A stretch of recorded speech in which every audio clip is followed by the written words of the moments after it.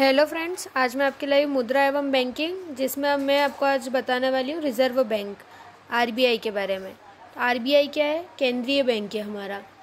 Reserve का अर्थ होता है सभी बैंक्स और सरकारें अपने पैसा आरबीआई के पास रिजर्व रखती है, यानी जमा रखती है। रिजर्व रखना अर्थात जमा रखना, इसीलिए इसे क्या कहा जाता है? Reserve bank of India.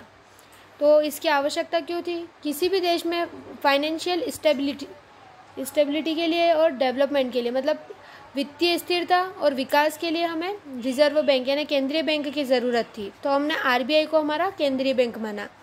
ये क्या कार्य करता है?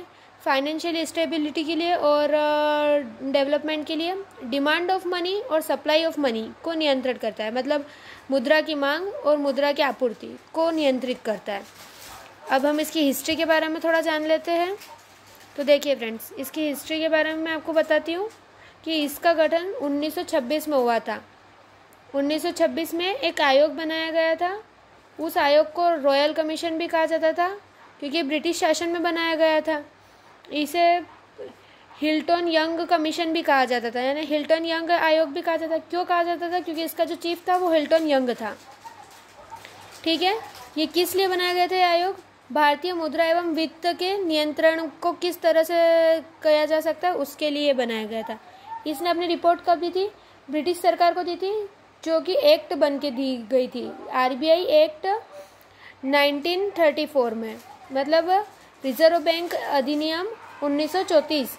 इसने इसकी रिपोर्ट के आधार पर ब्रिटिश सरकार ने गठित किया था और 1 अप्रैल 1935 में आरबीआई की स्थापना हुई थी।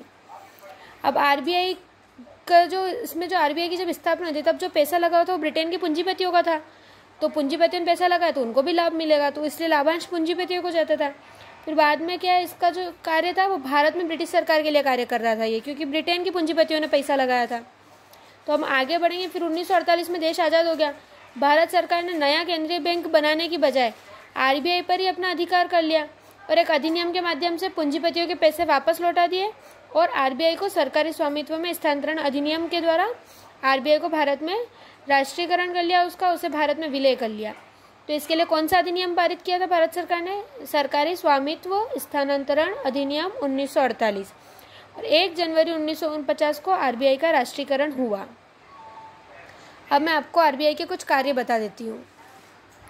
देखिए, आरबीआई के फंक्शन ऑफ आरबीआई, मतलब आरबीआई के कुछ कार्य क्या कार्य होते हैं? मौद्रिक नीति, मॉनेटरी पॉलिसी, मतलब आरबीआई भारत के लिए मौद्रिक नीति का निर्धारण करता है। करेंसी, नोटों का निर्गमन, यानी आरबीआई नोटों का निर्गमन करता है, नोटों को छापता है और पूरे भारत में उसकी सप्लाई करता है। सरकार का बैंकर, आरबीआई को सरकार का बैंकर भी कहा जाता है क्योंकि सरकार का जो एक अकाउंट या एक जो जमा है वो आरबीआई में होती है। इसे बैंकों का बैंक कहा जाता है। आरबीआई में आम जनता के अकाउंट नहीं होते, आरबीआई में बैंक्स पैसा जमा करते हैं और बैंक्स को ही लोन मिलता है। आम जनता पैसे बैंक में डालती है। अंतिम उपाय, ऋणदाता। अंतिम उपाय का ऋणदाता कैसे? जब अगर बैंक्स के पास कोई ऋणदाता नहीं बचेगा तो बैंक्स अपने से बड़े बैंकों से ऋण लेते हैं। अगर उन्होंने ऋण देने से मना कर दिया तो फिर बैंक्स किससे ऋण लेंगे? आरबीआई से।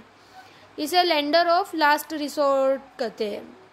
उसके बाद आगे बढ़ेंगे तो बैंकिंग क्षेत्र का पर्यवेक्षण करता है, बैंकिंग क्षेत्र पर नियंत्रण का काम करता है, उसकी देखरेख करता है, उसकी जांच पड़ताल करता है।